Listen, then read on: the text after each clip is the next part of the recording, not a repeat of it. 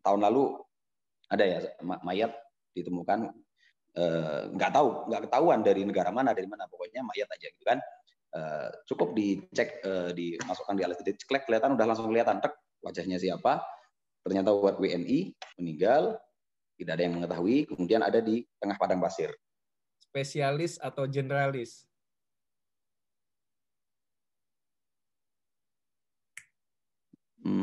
Apa nih ya? Ya udah spesialis dulu, spesialis. Dolar atau rupiah? Dolar.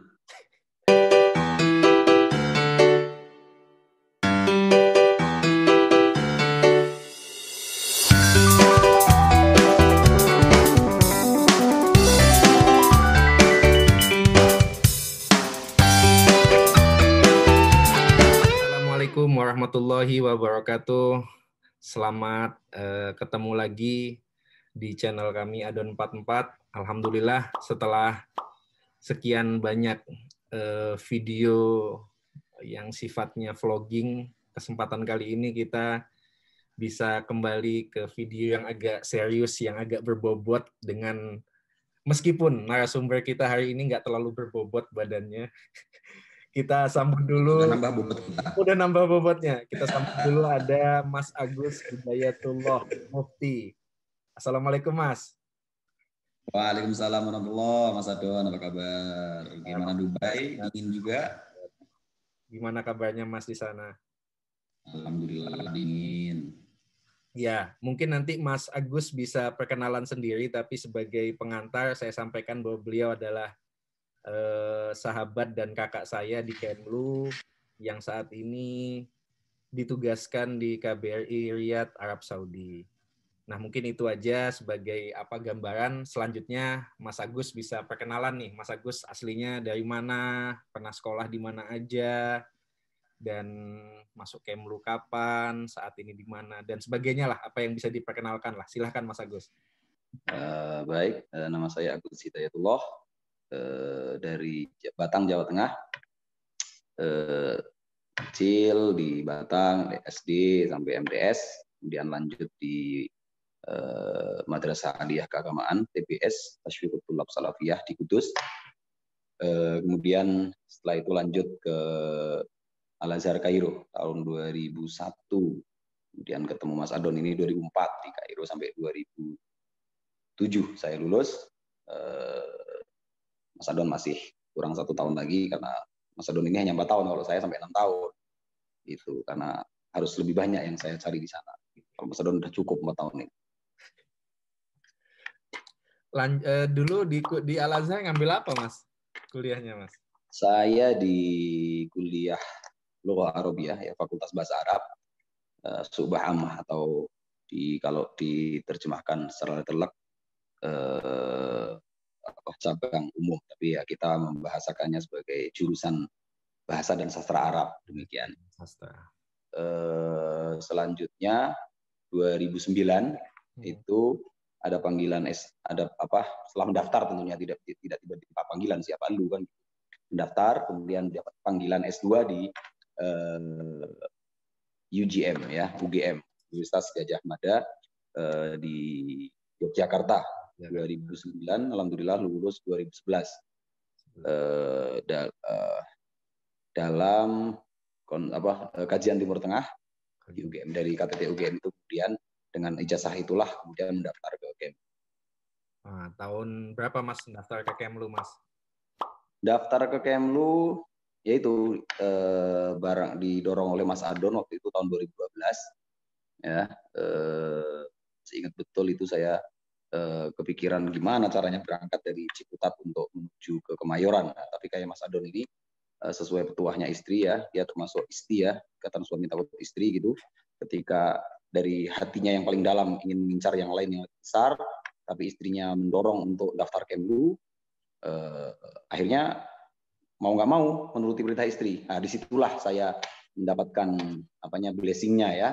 Pada hari yang sama berangkat pagi-pagi, dibayarin oleh Mas Adon malah itu, ya. Saya 0 rupiah, 0 modal. Saya modalnya dengkul aja, alhamdulillah, ini dengkulnya masih ada sampai sekarang yang saya buat modal gitu untuk pagi-pagi waktu itu ke Kemayoran. Jadi Mas Adon ini belum niat, tapi karena menjalankan perintah agama, menyenangkan istri, membahagiakan istri, maka berangkat. Nah, saya akhirnya ikut gitu. Saya udah niat gitu, cuman nggak ada modal, gitu kan. Menyenangkan istri juga, cuman modalnya beda gitu kan. Akhirnya karena saya yang niat, saya lulus 2012. Mas Adon nggak niat, nggak tahu dia bawa potlot atau enggak, bawa pensil apa enggak, jangan-jangan nggak bawa waktu itu. Ya asal berangkat aja, ada foto-fotonya kelihatan gitu. Foto dari luar tentunya, karena ketika tes nggak boleh ada foto sama sekali, nggak boleh bawa HP. Gitu. Walaupun di Al-Azharnya juga belajarnya bahasa Arab, tapi tetap aja belajar di universitas agama gitu, universitas Islam terbesar atau tertua di dunia. Dulu waktu kuliah atau waktu mondok atau waktu sekolah itu udah kepikiran jadi diplomat atau ada cita-cita lain sebenarnya, Mas? Enggak sih, kalau ketika masih aliyah itu kan belum tahu diplomat ya. Tahu diplomat itu mungkin tahun-tahun 2004, 2005 kali ya. Nggak tahu. Mungkin mendengar pun nyaris nggak pernah kali ya ketika SD, MTS, aliyah, bahkan awal-awal kuliah itu nggak tahu apa itu diplomat gitu. Baru kemudian sepanjang yang saya ingat itu 2005 ketika saya di KSW ya, ada Gria Jawa Tengah di situ, bantuan dari pemerintah Jawa Tengah untuk yang dikelola oleh teman-teman mahasiswa Al-Azhar di Kairo. Ada penginapannya kan, ya ada ruang meetingnya, ada penginapannya. Penginapannya waktu itu digunakan oleh senior-senior kami di Kemlu, Mbak Ii dan Mas Jumara. Nah itu baru di situ cerita-cerita lah apa itu diplomat ya, karena ini juga diplomat muda ya, baru masuk Kemlu, baru magang di KBRI Kairo.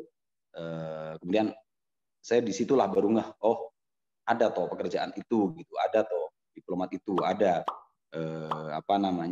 Ya selalu lebih dalam, kalau mendengar kan mungkin tahu ya diplomat itu apa, itu pernah mendengar saja tapi tidak pernah menyelami. Tapi sejak saat itu 2005 kok kayaknya asik ya gitu ya, kemudian kayaknya ya cool man, kira-kira gitu kan ya. Ya mengukur diri sendiri juga sebenarnya, ya ini mampu apa enggak, itu masih belum terlalu dalam gitu untuk meresapinya. Tapi kemudian seiring berjalannya waktu 2006-2007 itu sudah mulai kayaknya pingin ya, apa sih, tanya-tanya gitu. Kemudian sama diplomat yang ada di KBRI Kairo juga diskusi-diskusi, termasuk waktu itu cerita soal tanya-tanya, Agus jurusan apa? Saya jurusan bahasa Arab, Pak. Oh bisa itu, kalau jurusan bahasa Arab itu bisa masuk ke Kemlu gitu. Yang nggak bisa itu kalau sekarang, waktu itu ya 2005-2006 kalau sekitar itulah ya, itu kalau jurusan pendidikan bahasa Arab itu susah, tapi kalau jurusan bahasa Arab nah itu bisa tuh, ada formasinya di Kemlu hampir setiap tahunnya gitu. Oke, masuk gitu kan. Dari situlah kemudian cerita-cerita juga apa sih yang harus disiapkan gitu. Kita baca-baca, jangan lupa baca-baca rubrik-rubrik internasional di koran, di Detik, di waktu itu saya sering bacanya Suara Merdeka misalnya, di Kompas, itu baca aja. Memang kemudian dari situlah pengetahuan tentang hubungan internasional itu tentu saja bukan belajar seperti orang-orang yang belajar di HI ya, tapi membaca berita-berita itu juga bukan sesuatu yang merugikan, tapi justru sangat menguntungkan, karena ini juga kemudian salah satu faktor pendukung juga ketika di proses masuk ke Kemlu itu. Kira-kira demikian. Oke, kalau sejarahnya atau ceritanya memang seperti itu. Tapi ada nggak satu titik yang kemudian menjadikan Mas Agus benar-benar pengen jadi diplomat? Maksudnya apa sih yang selain cool, selain keren, kira-kira apa sih yang bikin sampean tuh pengen banget jadi diplomat waktu itu? Iya, betul. Ada suatu titik ketika kebetulan sepupu saya ya, orang Kemlu juga, dari kampung yang sama, satu kakek dengan saya, namanya Mas Sahrul Murojab. Itu 2000 masuk ke Kemlu 2007 atau akhir 2006 gitu ya, angkatan 32. Ketika setelah pendidikan Sekdilu kemudian magang ke Riyadh waktu itu, kemudian 3 bulan, kemudian sebelum magang itu ada titipan pesan dari, ketika magang atau sebelum magang ada titipan pesan dari orang yang hilang di kampung kami, berangkat ke Saudi, hilang tidak ada kabar. Nah, itu oleh Mas Harun Murojab ini ketika berangkat ke Riyadh magang dengan modal seadanya, nomor paspor atau apa waktu itu alhamdulillah harinya ketemu dan bisa dipulangkan ke kampung halaman. Setelah berapa tahun cukup lama nggak ada kabar ya, waktu itu ada WA segala macam. Ya, sekarang ada WA pun juga masih ada yang kita kesulitan mencari kontak. Nah, itu salah satu juga pemicu ya, bahwa ada toh fungsi itu atau manfaat itu untuk yang jelas manfaat bagi orang-orang terdekat ya, di tetangga kami, bahkan satu RT dengan saya, Mas Rajab itu di RT 1 atau 2, saya di RT 3. Itu yang sempat hilang kabar itu di RT 3. Alhamdulillah dengan Mas Rajab sebagai diplomat ya, masih magang bahkan bisa mencari itu. Nah, itu kemudian ketemu ini juga salah satu latar belakang pemicu atau pendorong, kayaknya ada manfaatnya juga nih menjadi diplomat itu ya. Dan kemudian saat masuk di Kemlu, kita juga baru tahu kemudian bahwa ternyata rupanya ada fungsi-fungsi diplomat itu ya, yang 5 itu ya, kan sekarang jadi 6 ya. Di salah satu di antaranya adalah protecting itu. Nah, melindungi warga negara Indonesia. Nah, disitulah salah satu ya pendorong lah, pemicu untuk alhamdulillah ada manfaatnya nih untuk masyarakat, kira-kira untuk orang lain lah, kira-kira. Mantap Mas. Terkait dengan hal yang Mas Agus tadi sampaikan bahwa bisa memberikan manfaat khususnya terkait pelindungan, apa saja sih pengalaman-pengalaman spesifik yang terkait dengan pelindungan yang pernah Mas Agus lakukan selama di Kemlu? Ya, saya mau secara umum dulu ya, bahwa apakah itu bertolak belakang, saya pikir kebetulan banget ya, kemudian saya penempatan di Riyadh itu inline banget itu ya, antara dengan yang saya dapatkan motivasi saat itu, kemudian terutama 3 tahun terakhir ini di Riyadh, soal protecting, soal pelindungan warga itu, ya rasanya ya itu inline, jadi cocok lah gitu ya. Saya nggak ngerti itu kan dari versi saya nggak tahu juga apakah orang lain merasakan manfaat yang sama ataukah justru sebaliknya, tapi tidaknya saya merasa ya mudah-mudahan ini bisa dianggap sebagai tahadus binikmah ya, bahwa itu adalah betul bisa memberikan manfaat ya, entah seberapa persen, entah seberapa besarnya lah. Saya merasa gitu itu inline banget gitu dengan motivasi sebelumnya ya. Tentu saja diplomat itu ya tidak hanya itu gitu tadi ya, itu kan hanya salah satu di antara 6 fungsi diplomat ya. Saya kebetulan terjun di situ 6 tahun terakhir ini ya, mohon maaf 2012 berarti hampir 8 tahun saya tercatat di Kemlu. 3 tahun terakhir inilah yang saya merasa paling inline. Ya, kita tahu ya, Saudi itu negara yang sangat ketat menjaga perbatasan, itu hebat lah, dari segi sistemnya hebat, sehingga kita sulit sekali untuk ngakal-ngakalin, misalnya membuat iqomah palsu, membuat visa palsu untuk masuknya ya. Kemudian iqomah palsu di sini itu juga karena semuanya terintegrasi ya, dari iqomah, nomor HP, kemudian sidik jari itu, misalnya ada tahun lalu ada ya mayat ditemukan, nggak ketahuan dari negara mana, pokoknya mayat aja gitu kan, cukup dicek, dimasukkan di alat deteksi, kelihatan, udah langsung kelihatan wajahnya siapa, ternyata WNI meninggal, tidak ada yang mengetahui, kemudian ada di tengah padang pasir. Nah, urut-urutannya untuk cara mencarinya bagaimana? Kepolisian setelah mendapatkan laporan jenazah diambil sidik jarinya, ketahuan wajahnya. Dari nomor paspor kemudian ketahuan siapa yang mendatangkan, karena dia kalau nggak salah datangnya visa ziarah, itu ketahuanlah sponsor atau kafilnya visa ziarah, ketahuan. Tapi kafilnya juga fair dia, bahwa dia kabur, ada tulisannya di situ. Jadi di data ketika kafilnya itu melaporkan kabur kepada kepolisian, dia tercatat langsung, itu orang ini kabur. Seharusnya sudah berhenti kan di situ, sudah kesulitan kita.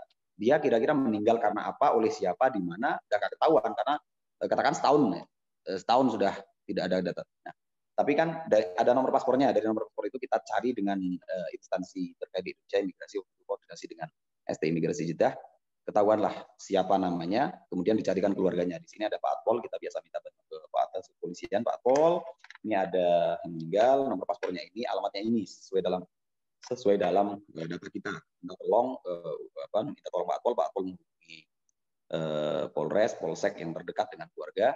Kemudian dari petugas Polsek mendatangi rumah keluarga, kaget juga ada apa gitu di kepolisian. Ya, ada keluarganya meninggal, kaget di sana. Untungnya pernah ada kontak terakhir 1 bulan sebelum ditemukan meninggal itu, sekitar itu ya kalau salah. Iya, dari nomor berapa? Nomor ini.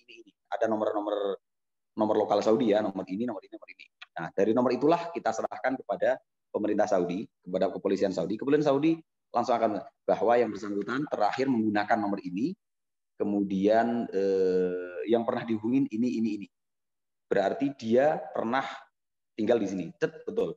Ketika kemudian ada nomor tersebut, dicarilah, kebetulan warga ada di Saudi, ya dia mau nggak mau mengaku. Ya, betul, dia bekerja secara ilegal di tempat saya, tetapi kemudian dia bunuh diri karena ketakutan, ya, karena merasa bagaimana itu kita nggak tahu caranya. Akhirnya mayatnya itu ditaruhlah di tengah padang pasir dengan harapan nanti ada yang menemukan atau apalah gitu. Kira-kira gitulah itu ya. Itu kan itu dari versinya dia gitu kan.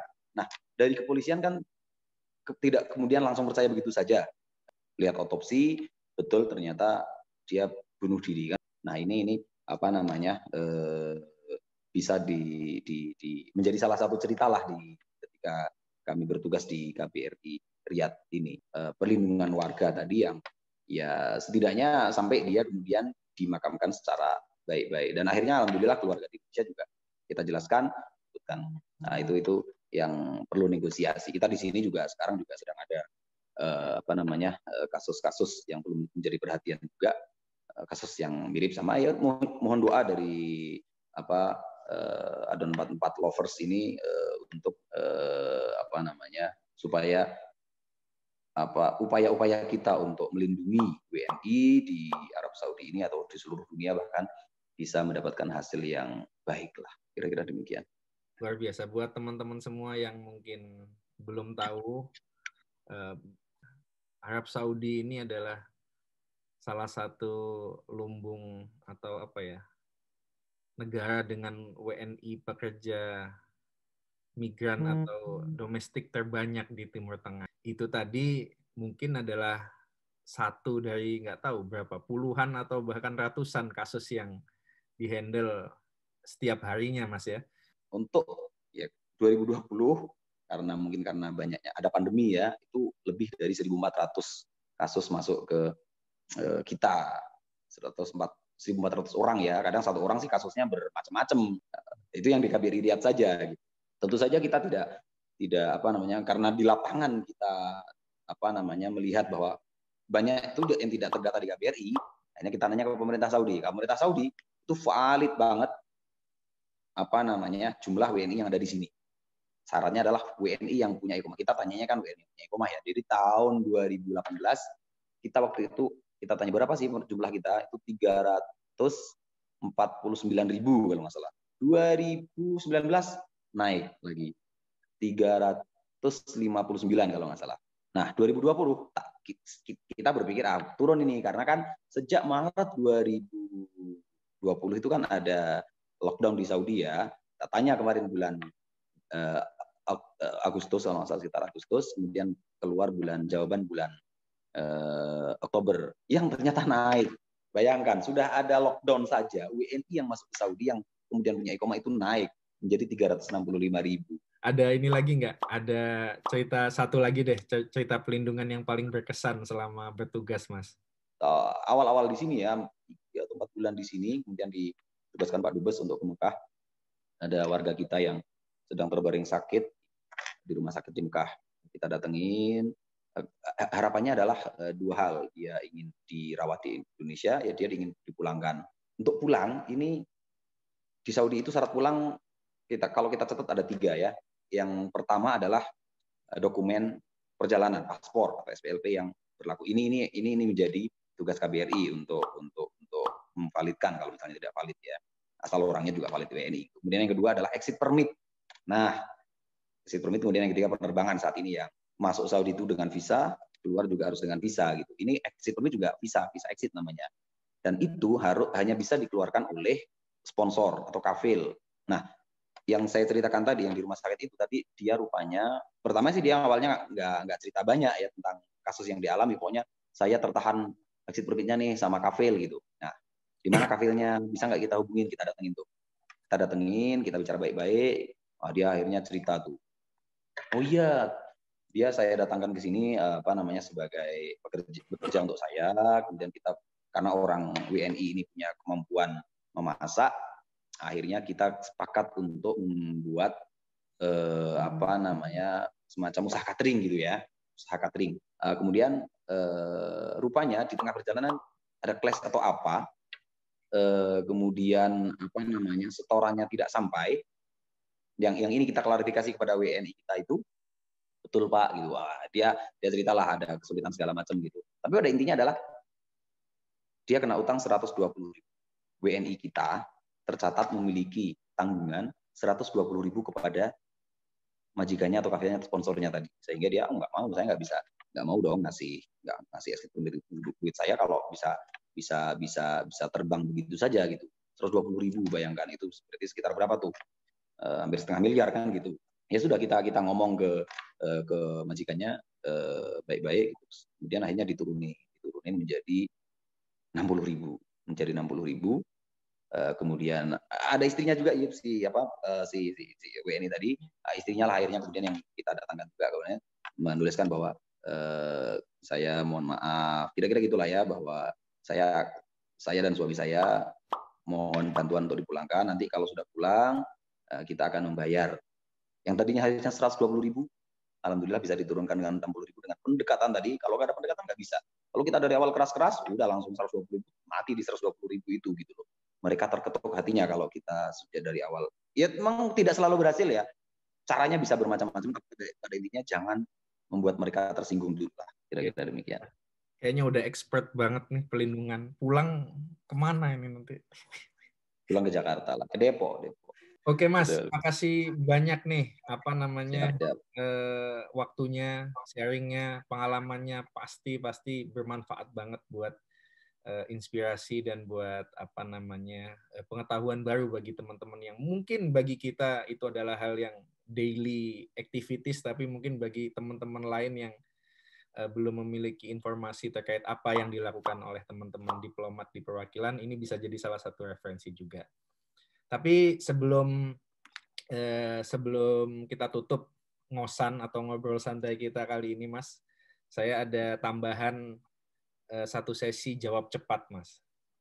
Jadi di 2 ngosan kita sebelumnya ini belum pernah ada, tapi spesial kali ini saya mau kasih jawab cepat. Jadi saya kasih 2 apa aja, lihat dulu pertanyaannya apa aja itu. Jangan sampai nggak boleh. Jadi saya kasih 2 pilihan kata, Mas Agus nggak boleh tidak memilih sama sekali atau memilih dua-duanya, nggak boleh. Harus milih salah satu. Nanti boleh dijelaskan di belakang kalau mau dijelaskan, tapi harus dijawab dulu. Ini ada 6 pertanyaan. Oke. Yang Ejen atau Setjen? Pertama, diplomat atau ustadz? Diplomat. Dalam negeri atau luar negeri? Luar negeri. Spesialis atau generalis?